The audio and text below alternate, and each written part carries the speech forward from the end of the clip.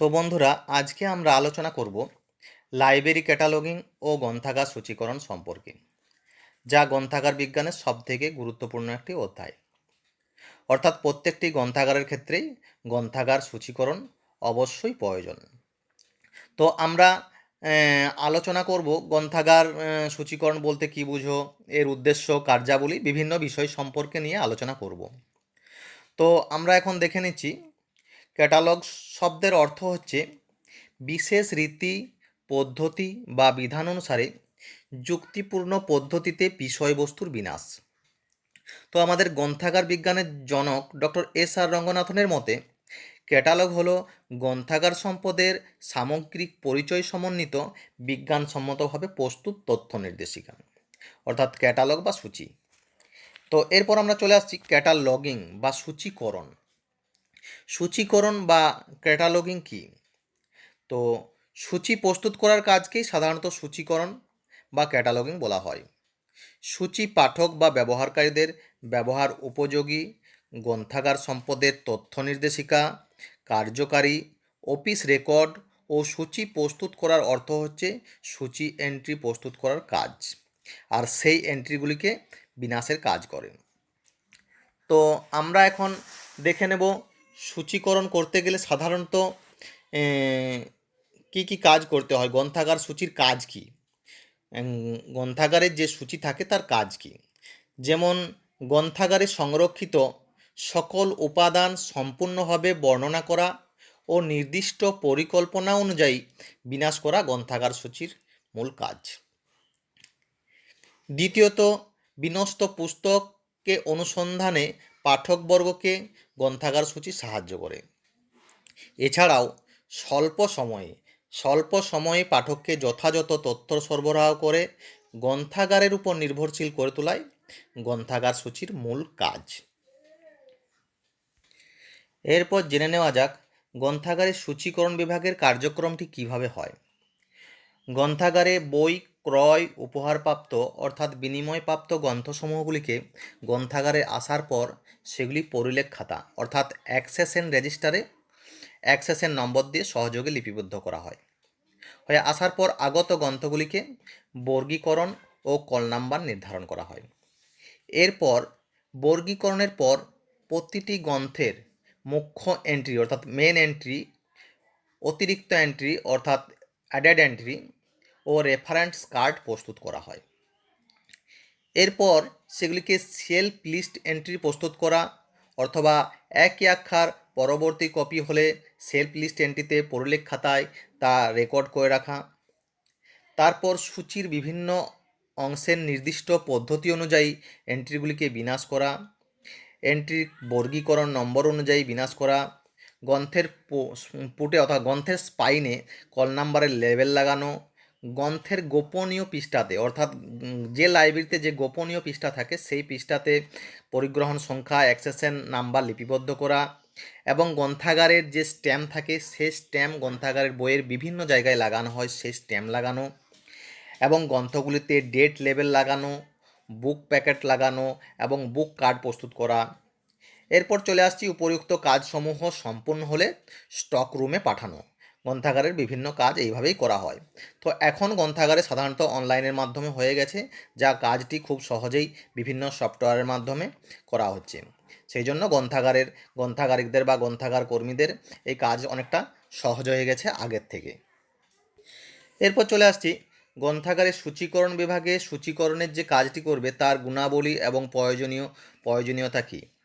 গ্রন্থাগারে সূচীকরণের কাজ যারা করেন তাদের কোনো এক বা একাধিক বিষয়ে উচ্চতর শিক্ষাগত যোগ্যতা থাকা আবশ্যক এবং বৃত্তিমূলক শিক্ষা আবশ্যক এবং লাইব্রেরি সায়েন্সে অবশ্যই তার ডিগ্রি থাকতে হবে।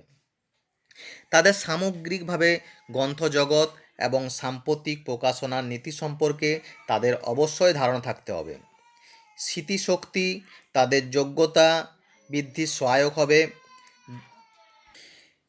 এখনও পর্যন্ত আমরা সূচীকরণের প্রয়োজনীয়তা, সূচীকরণ কী, সূচীকরণের উদ্দেশ্য এবং সূচীকরণ গ্রন্থাগারে কীভাবে হয় সেই সম্পর্কে জানলাম। তো এরপর আমাদের জানার প্রয়োজন আছে সূচীকরণ বা ক্যাটালগ কোড। একটা নির্দিষ্ট কোডের মাধ্যমেই গ্রন্থাগারে সূচীকরণ বা ক্যাটালগ কোডটি প্রস্তুত করা হয়। তো সেই কোডটি সম্পর্কে আমাদের একটু ধারণা নেওয়া প্রয়োজন আছে। যেমন সূচি বা ক্যাটালগ কোড বলতে কী বুঝো?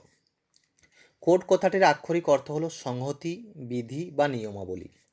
সূচি বা ক্যাটালগ প্রস্তুত করার বিভিন্ন সমস্যা ও জটিলতা নিরসন করার জন্য এবং নতুন নতুন সমস্যা সমাধানের জন্য স্বভাবত একটা দিক নির্দেশ বা নিয়মবিধির প্রয়োজনীয়তা অনুভূত হয়। আর এই নিয়মাবলী বা বিধিযুক্ত ক্যাটালগ প্রস্তুতিতে সাহায্যকারী সংহিতাকেই বলা হয় ক্যাটালগ কোড। যেমন আছে BMC, CCC, ALA, ALA, VC, এছাড়াও আছে এএসিআর, এএসিআর-2, আরডিসি। বিভিন্ন ধরনের ক্যাটালগ কোড আমাদের প্রকাশিত হয়েছে অল ওভার ওয়ার্ল্ডে। তো আমাদের ভারতবর্ষে সবথেকে বেশি প্রযোজ্য এএসিআর এখন আমাদের গ্রন্থাগারগুলিতে এই কোডটি ব্যবহার করে চলেছে। তো আমরা এখন দেখে নেব সূচি বা ক্যাটালগ কোডের প্রয়োজনীয়তা কী। যেমন ক্যাটালগ প্রস্তুত করার বিভিন্ন সমস্যা ও জটিলতা সমাধানের জন্য ক্যাটালগ কোডের প্রয়োজন হয়। এছাড়া ক্যাটালগ কোড সমস্ত গ্রন্থাগারে একই নিয়ম মেনে চলে, ফলে সূচীকরণের কাজে একটা সমতা আসে। বিভিন্ন গ্রন্থাগারে একই নিয়মে সূচি তৈরি করা হলে ব্যবহারকারী একই রকম সূচি দেখতে অভ্যস্ত হবেন এবং ব্যবহারের পদ্ধতি সহজবোধ্য হবে। গ্রন্থাগারে যে কোনো সূচীকরণের কাজ করলে একই বিধি মেনে চলতে হয়, ফলে সূচীকরণের কাজে একটা সমন্বয় রক্ষা করা যায়। সাধারণত সূচীকরণ বা ক্যাটালগ এন্ট্রি প্রস্তুত করতে গেলে সাধারণত যে নিয়মকানুনের মধ্যে আসতে হয়, যেমন সূচি সামগ্রী হবে গ্রন্থাগারের যাবতীয় সংগ্রহের তথ্য সঞ্চয় ও তথ্য নির্দেশিকা। গ্রন্থাগারে প্রতিটি গ্রন্থ অথবা উপাদানকে একক হিসাবে ধরে সেই গ্রন্থ উপাদানকে বিবরণমূলক পরিচয় সূচক তথ্য সমষ্টিকে এন্ট্রি বলেন। যেমন আমাদের এখানে বিভিন্ন এন্ট্রির প্রয়োজন হয়। তো আমরা এখানে দেখে নেব এন্ট্রি টাইপ অফ এন্ট্রিগুলি। এন্ট্রি সাধারণত 3 প্রকারের হয়। মেন এন্ট্রি অর্থাৎ মুখ্য সংলেখ, অ্যাডেড এন্ট্রি অর্থাৎ অতিরিক্ত সংলেখ, তৃতীয়ত হচ্ছে সাবজেক্ট এন্ট্রি অর্থাৎ বিষয় শীর্ষক সংলেখ। অর্থাৎ গ্রন্থাগারে এন্ট্রি করতে গেলে মুখ্য সংলেখ বা শীর্ষক অতিরিক্ত এন্ট্রি প্রস্তুত করার সাধারণ কিছু নিয়ম আছে। মেন এন্ট্রি বা অ্যাডেড এন্ট্রি প্রস্তুত করার একটা সাধারণ নিয়ম আছে। সেই নিয়মগুলি সম্পর্কে আমরা একটু জেনে নেব। যদিও এগুলির প্র্যাকটিক্যাল আলোচনার প্রয়োজন আছে, তবুও আমি যতটুকু পারি এখানে চেষ্টা করছি। মুখ্য এন্ট্রি, শীর্ষক ও অতিরিক্ত এন্ট্রি প্রস্তুত করার সাধারণ নিয়মগুলি আছে সেগুলি হলো, যদি একটি গ্রন্থাগারের একজন গ্রন্থাগার হলে তার নামে শীর্ষক হবে এবং গ্রন্থ নাম দিয়ে অতিরিক্ত এন্ট্রি করা যাবে। অর্থাৎ ধরুন যদি কোনো একটি গ্রন্থাগারের একটি নাম থাকে এবং শীর্ষক থাকে, তাহলে গ্রন্থ নাম দিয়ে অতিরিক্ত এন্ট্রি করা হবে। তৃতীয়ত, যদি দুজন গ্রন্থাগার থাকে, মানে দুজন লেখক যদি থাকে, তাহলে গ্রন্থকারের নামেই শীর্ষক হবে এবং দ্বিতীয় গ্রন্থাগারের নামে গ্রন্থ নাম দিয়ে অতিরিক্ত এন্ট্রি করা যাবে। এরপর যদি 3 জন গ্রন্থাগার হলে প্রথম বা প্রধান মুখ্য গ্রন্থাগারের নামে শীর্ষক হবে এবং অপর গ্রন্থাগারের বা গ্রন্থ নাম দিয়ে অতিরিক্ত এন্ট্রি করা যাবে। তো এগুলি উদাহরণ সহ আলোচনা করার প্রয়োজন আছে। তো আমি এখন এই মুহূর্তেই জাস্ট তোমাদের সঙ্গে একটা আলোচনা করছি। পরবর্তীকালে যদি সম্ভব হয় আমি তোমাদের গ্রাফিক্সের মাধ্যমে সমস্ত বিষয়টি দেখানোর চেষ্টা করব। যদি 3 জনের অধিক গ্রন্থাগার হলে গ্রন্থ নাম বা আখ্যা দিয়ে শীর্ষক হবে। প্রথমে গ্রন্থাগার দিয়ে অতিরিক্ত এন্ট্রি শীর্ষক করা যেতে পারে। অর্থাৎ ছদ্মনাম দিয়ে যদি কোনো বই প্রকাশিত হয়, তাহলে গ্রন্থাগার শীর্ষক হবে ছদ্মনাম দিয়ে। তো এরপর চলে আসছি সাধারণত মুখ্য সংলেখ বা মেন এন্ট্রির কাজ কী। মুখ্য সংলেখ বা মেন এন্ট্রির কাজ, পাঠক বা ব্যবহারকারীরা সাধারণত প্রথমেই মুখ্য এন্ট্রির সন্ধান করেন। অর্থাৎ গ্রন্থাগারে কোনো ব্যবহারকারী প্রথমত যে মুখ্য এন্ট্রি দিয়েই তার গ্রন্থকে সার্চ করেন। প্রয়োজনীয় তথ্য নির্দেশ মুখ্য এন্ট্রির মাধ্যমেই তিনি সংগ্রহ করতে পারেন, কারণ একমাত্র মুখ্য এন্ট্রিতেই গ্রন্থের সমস্ত সম্পূর্ণ তথ্য থাকে। যেমন একটি গ্রন্থাগারে মুখ্য এন্ট্রি প্রধানত 3টি ভূমিকা পালন করে। যেমন একক গ্রন্থের বহিরঙ্গ ও অন্তরঙ্গ যাবতীয় তথ্যের সার্বিক বিবরণ দেওয়া থাকে। যেমন মেন এন্ট্রিতে একটি গ্রন্থের সঙ্গে সম্পর্কযুক্ত সমস্ত তথ্য মেন এন্ট্রিতে দেওয়া থাকে। একইভাবে প্রস্তুত করা হয় মুখ্য এন্ট্রিগুলি সম্মিলিতভাবে গ্রন্থাগারের সামগ্রিক সংগ্রহের পরিচয়। এছাড়াও গ্রন্থাগারে রক্ষিত গ্রন্থগুলির আপেক্ষিক অবস্থানের স্থান নির্ণয় করা, মানে গ্রন্থটি গ্রন্থাগারে কোন জায়গায় আছে তার স্থান নির্ণয় করা হয় এই মুখ্য এন্ট্রির মাধ্যমে।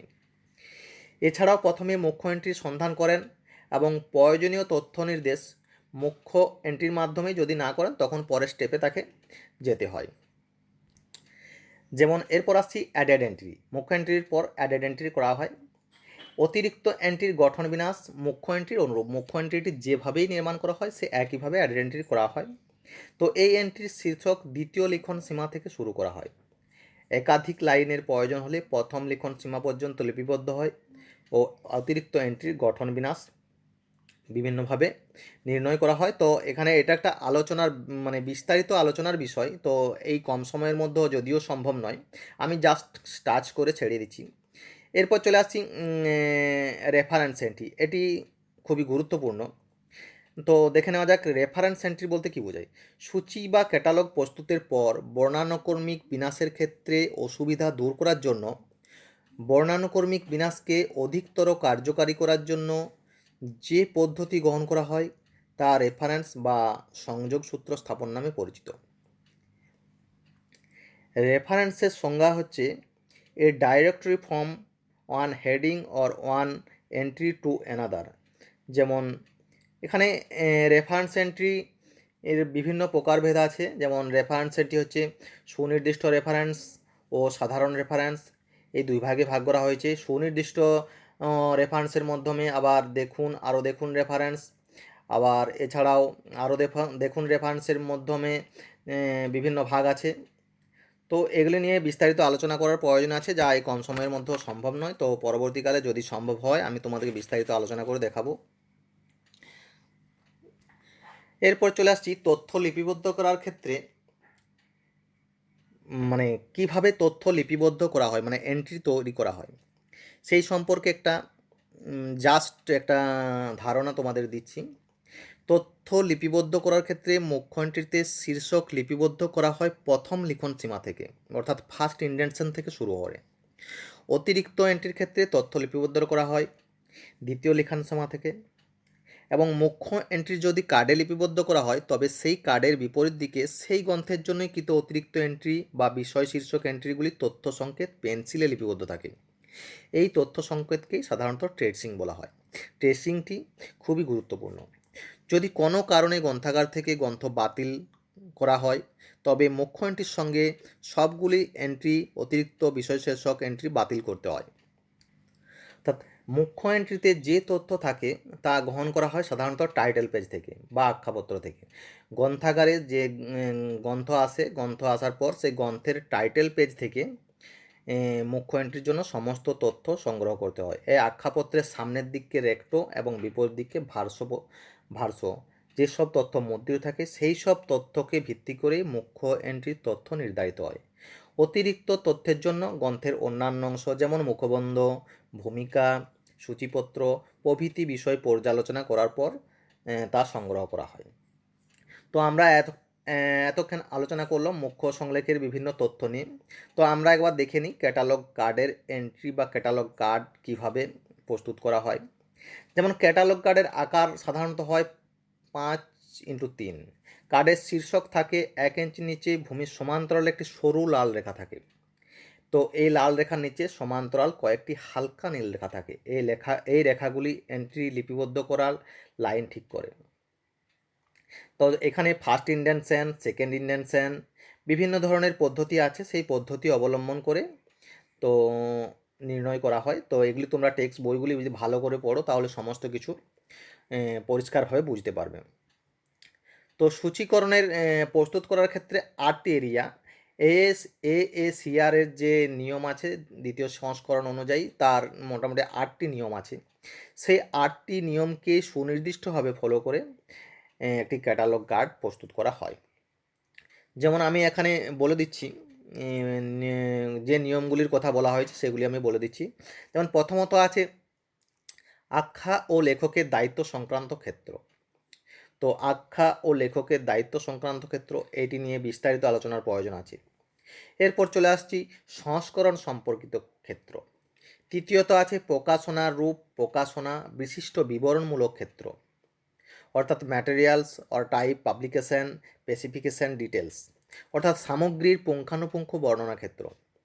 এরপর চতুর্থ আছে প্রকাশনা, পরিবেশনা ইত্যাদির ক্ষেত্র। পঞ্চমে আছে বহিরাঙ্গিক বিবরণমূলক ক্ষেত্র।